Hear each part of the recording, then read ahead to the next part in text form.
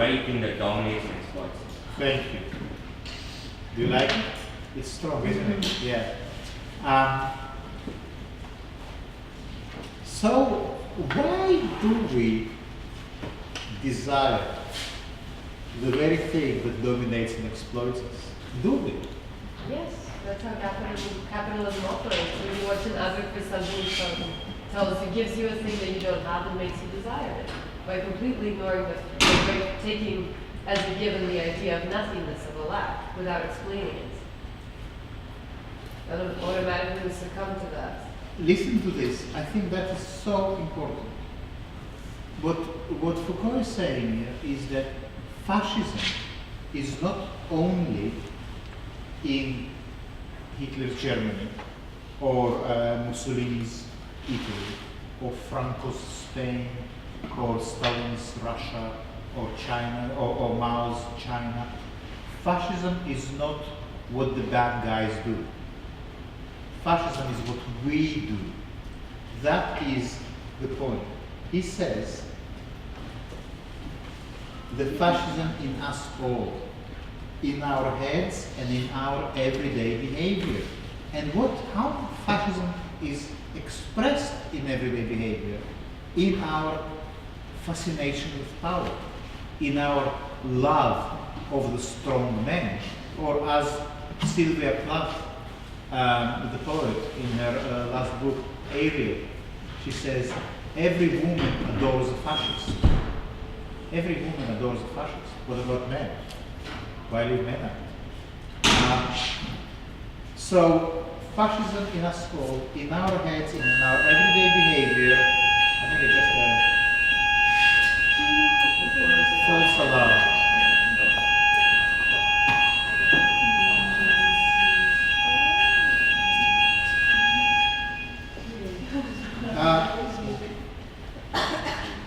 So that's what really, that is the challenge, to somehow figure out a way of showing how fascism is lodged into the everyday in the same way that how fascism permeates the everyday, is not over there in the United States, in the American elections. It's not over there in Brexit or whatever. It is here. It is in us, because he says, Foucault, that if you don't understand your own fascination with power, your own fascination with speed, fast cars, fast computers, you will not be able to fight this fascism. You need to explore what is it doing in your own life. So what underpins this saying, or this paragraph, is what the theorists of so-called Frankfurt School discussed sometime earlier, before that, during the Second World War and later. The way racism and fascism are not accidents or aberrations or sort of glitches of the system, but the very basis of the system. The system cannot function without racism. This system, the capitalist, the democratic, the liberal, it cannot function without fascism, without someone working 16 hours a day in a sweatshop making our garments. Without that, the system doesn't operate. So it's not an accident. It's not like, we often feel that whenever something, some act of exploitation or cruelty comes to light, whenever there is a collapse in a textile factory in Bangladesh and 200 people die, we feel it's an accident, that something, we need to do something about it. But what Foucault is saying, but this is the very basis. This is the very basic principle on which everything is based. So if you want to change it, it doesn't help, to pass a law that, sweatshops have to have better foundations and people should not work more than 14 hours a day, you get another 20% increase in the salary. That's not going to help, because exploitation is at the very, that's how everything is built upon. Yeah? And how do you start to trace this? Well, you start from where you are. You start with yourself. So now, let's move to here. How does one, Vishal, were you reading? Yeah. Could you carry on? How does one keep from being fascist, even especially when one believes oneself to be a revolutionary militant? How do we rid our speech and our acts, our hearts and our pleasures of fascism? How do we ferret out the fascism that is ingrained in our behavior? The Christian moralists sought out the traces of the flesh, lodged deeper than the soul. The Lusengotter, for their part, pursue the slightest traces of fascism in bodies. That's, again, I think it's a beautiful sentence. Pursuing the traces of fascism in the body. Yeah? So, do you see how actually precise it is? How does one keep from being fascist? I mean, they couldn't imagine a better day to read this sentence, isn't it? Yeah? How does one keep from being a fascist? Even, especially when one believes oneself to be a revolutionary militant. That's a very interesting point, because is it possible to be a revolutionary militant in a way that is itself not fascist? It's a kind of open question.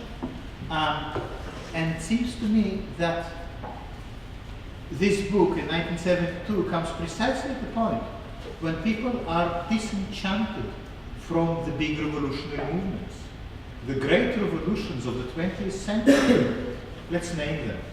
The Russian Revolution, the Chinese Revolution. They held a huge promise, yet they also turned out to be sites of incredible amount of human misery. So revolutions, and that Marx already said 100 years before Foucault, that every revolution plants the seeds of its own destruction. Because a revolution is a use of force. Force, as we can see here, force makes you complacent with power. You get intoxicated with power. Yeah? So what is there to do? Well, one aspect of it is tracing all the slight traces of fascism in the body. And now, the last thing is this, the art of living in a fascist moment. Now, what the environment we are in, according to what we just read, the environment we are in is based on power, is based on racism, is based on misogyny. It is obsessed with populism. In this environment, what does it mean, to put it simply, what does it mean to live an ethical life? Or to put it even more blatantly simple, how do you live if you have the misfortune or the fortune? It's up to you.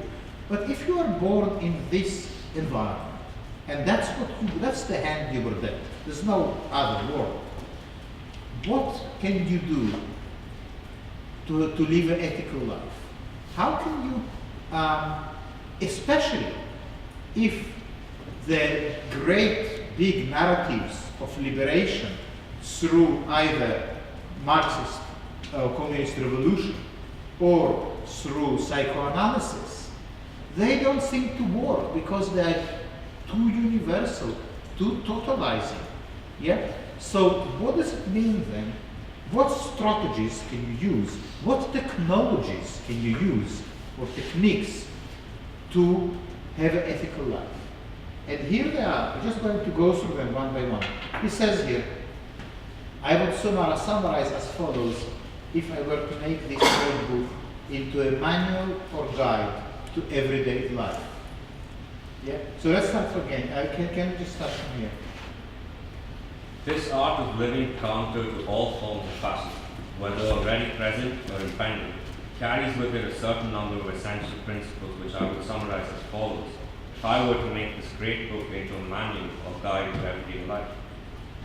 Free political action from all unitary and totalizing paranoia. Okay, what does that mean? Free political action from all unitary and totalizing paranoia. It means, that's why I understand it, free your politics from total universal ideas, like Marxism, for instance. Yeah? Because in Marxism, everything is explained by class struggle. And this is totalizing. So while you are fighting totalitarian systems, you're already accepting a total model in order to fight it. So let's say you succeed and you won over this totalitarian system, but what you brought with you is another total system. Yeah? So because Marxism has the same totalitarian tendencies as what it is fighting against. Does it make sense? Okay, now I know we're talking here about Marxism and in psychoanalysis, but it's exactly the same thing with art. That's where you need to make a leap. Representation is another total system. So how do you deal with your own practice? How do you avoid totalizing gestures in your own practice? Well, one thing you can do is stop saying things like, it means this, or I made this because of that, or that symbolizes this, because you are already referring to a total model of how meaning is being established. Meaning already is being established through a reference to something universal. Does it make sense? Next one, please. Develop action, thought, and desires by proliferation, juxtaposition, and disjunction, and not by subdivision and pyramidal hierarchization. Great. So, develop your art, thought, and desires. Develop your art by proliferation. What is proliferation? Making a lot of things. And juxtaposition. What is juxtaposition? When you oppose things. Yeah? And disjunction. Disjunction is when things are just disjunct, don't connect. Don't try to connect everything. Don't try to make everything fit together.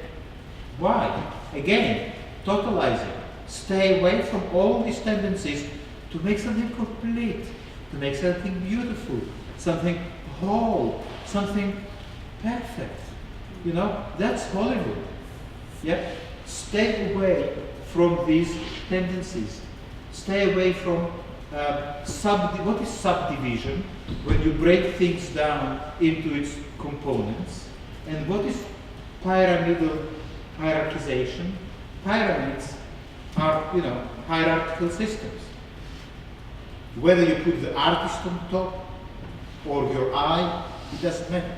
But be aware of all tendencies to build the hierarchy within your work. When you say, for instance, that the picture relates to an object, you already have a hierarchy.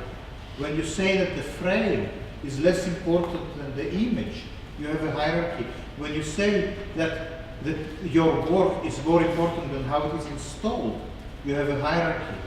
Yeah? So that kind of explains why in our installs, it's sometimes quite painful, because it's this hierarchy that we are trying to undo in some way. Let's do the next one, please. Vishal? Withdraw allegiance from the old categories of the negative: law, limit, castration, lack, lacuna, which Western thought has so long held sacred as a form of power and an access to reality. Prefer what is positive and multiple, difference over uniformity, flows over unity, mobile arrangements over systems. Believe that what is productive is not sedentary, but nomadic. Great. So here, this is just very direct point for someone who works with images. It says, don't fetishize lack, absence, negation. All these things, he says, for too long we've been obsessed with the negative, or opposition, subject-object, it's the same thing. Don't operate like this. Because what Western thought has so long held sacred as a form of power and access to reality, that is representation. How we access reality? We represent reality to ourselves. When it says, withdraw allegiance from the old categories of the negative, what I want you to hear, Foucault is saying, withdraw allegiance from strategies of representation. Representation always operates via or through the notion of lack. Why? Let's just analyze that very quickly. So here you decide to make a picture, So you put your camera on a tripod, you frame my face, you make a picture. Here is the picture. Now we have the portrait. Yeah, the picture now stands in for the real presence. Yeah, so the presence, the picture operates through this logic of lack or absence. It is instead of. Yeah, it is a substitute. So you already have, and that's why that is a form of access to power and access to reality. We access reality through the negation of reality. The picture says this for the real thing. The real thing has to disappear in the same way as in your camera, when you take a picture, the mirror flips up, yeah? So you don't see anything precisely at the moment when the image is being made. Yeah, it's again another way to access this notion of how lack or absence operate. And Foucault is saying, be mindful of these strategies. They always allude to forms of power and access to reality, which is very specifically Western. And if you think about Western colonial project or imperialism, this whole idea of bringing light to dark places on all its kind of racist connotations, it's all, in the end of the day, a representational project. Why it is okay to, let's say, go to Africa or Asia or South America and conquer and colonize, because the person there is not like us. Yeah, that's how this power of negation, and again, you wouldn't be able to do that without a very well developed representational mechanisms of mapping, of picturing, of making images, of communicating through representation. So instead, prefer what is positive and multiple, difference over uniformity, flows over unities, mobile arrangements over systems. Believe that what is productive is not sedentary, but nomadic. Believe that what is productive is not still, but moving. It might mean something very interesting to photography. We are always taught in photography to freeze movement, to tell the model, stay still, hold this pose. Have you ever said that? Hold this pose. But if we follow Foucault's advice, he would say, tell your model, well, you wouldn't have a model in, because the model is already bringing in the same power structures. But he says, look for things which are in motion, not still. Look for things which are moving. What does it mean to be nomadic? It means not to have a specific place where you belong. Nomadic tribes, like the Mongolian tribes, are these tribes that were just wandering around. They didn't have a city, a town, a tower. They were just, nomads. So, prefer these nomadic arrangements. Be interested in how things move, not how they stand still. Then you might ask, well, how I'm going to capture something that moves? What does it mean to capture something that moves? It means making it still. Well, maybe then a photograph has some kind of inherent relationships to modes of power that are interested in fixing things and making them still. Well, then maybe you want to think about performance. Maybe you want to think about flows. Maybe you want to bring in some kind of ways of making your work move or move with it. Yeah? Difference over uniformity, that is also very interesting, you know. Don't be concerned if things don't fit together. Don't be concerned if things don't make sense. And I think the interesting thing is that, judging by the work you've been producing, you already work like that. Yeah? For instance, let's think the piece, the performance that you made, it was kind of like that, you know? It wasn't a magic.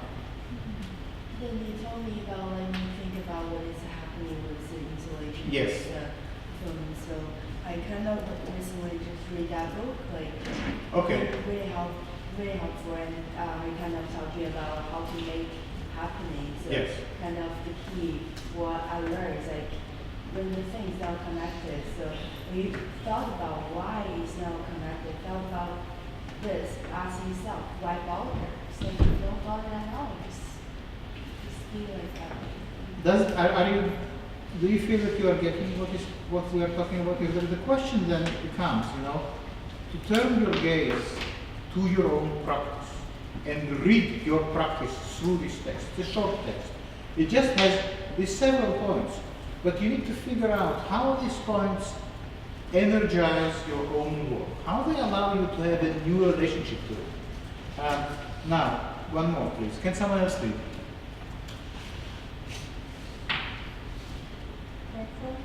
Do not think.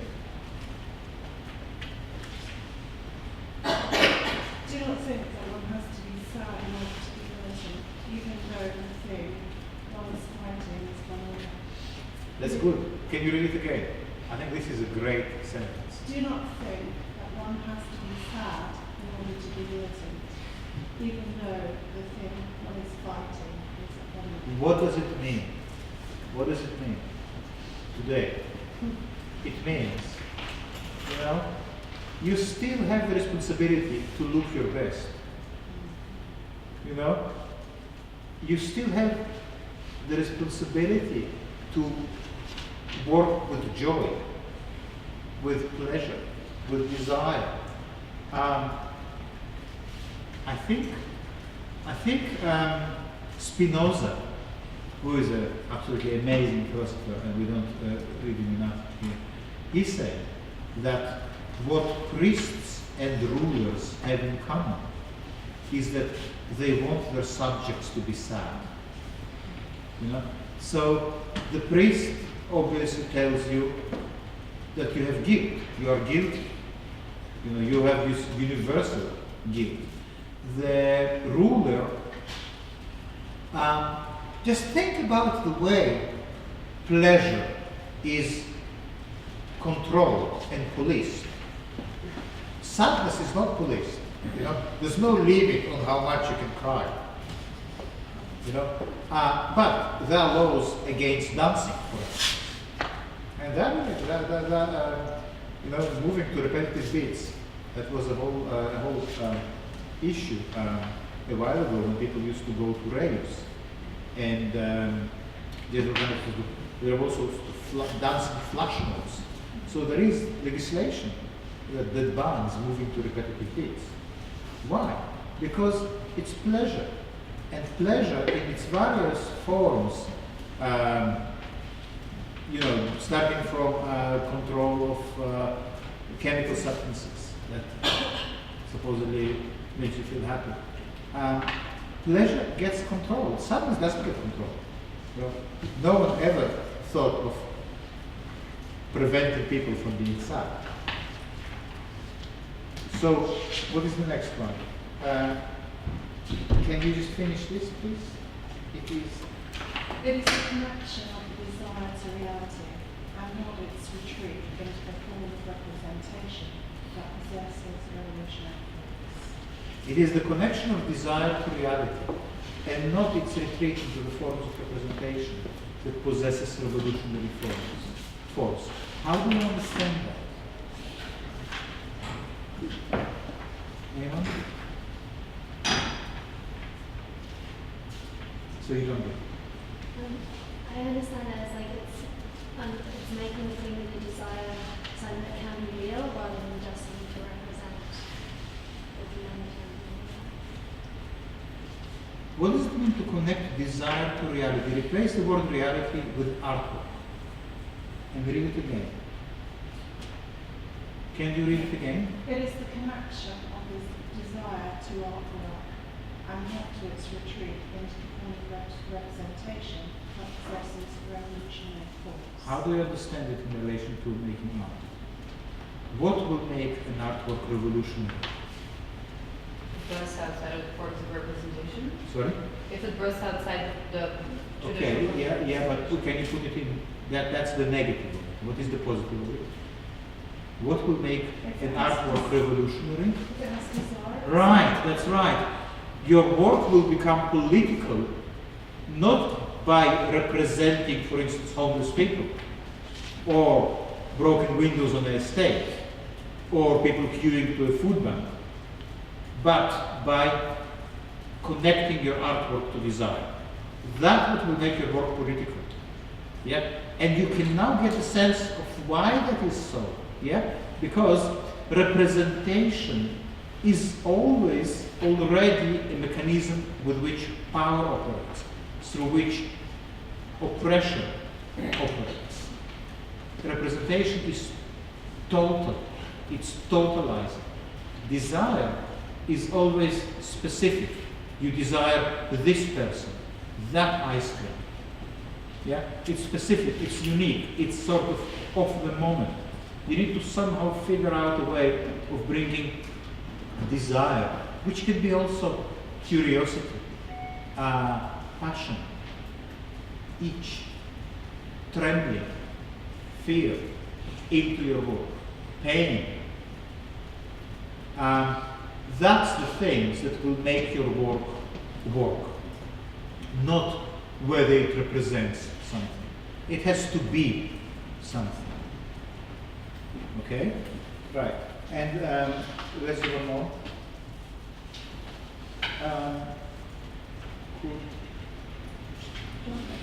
Linda, will you read? Yeah.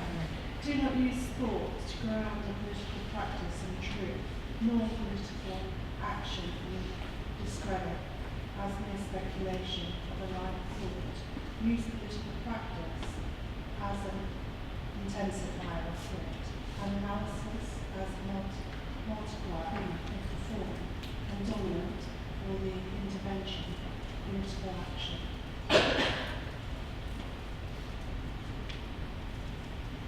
How do you understand that?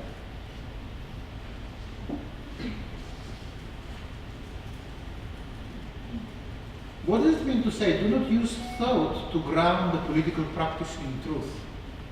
Do not or let's say, let's leave political practice, let's talk about art. Do not ground your art in truth. You don't need to worry about truth in your art. What do you need to worry about? Use your artwork as an intensifier of thought. Yeah? Make art that intensifies thinking.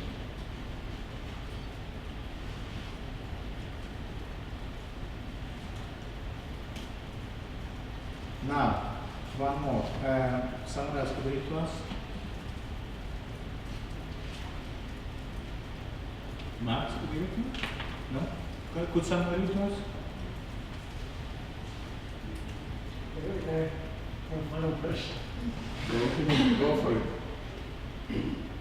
Do not Wait. Let's save your voice. Could someone else speak? Yes, please. Do not demand of politics that it restore the rights of the individual, as philosophy has defined them. The individual is a product of power. What is needed is to de-individualize by means of multiplication and displacement, diverse combinations. The group must not be the organic bond uniting hierarchies the individuals, but constant generator of the individualization. Thank you.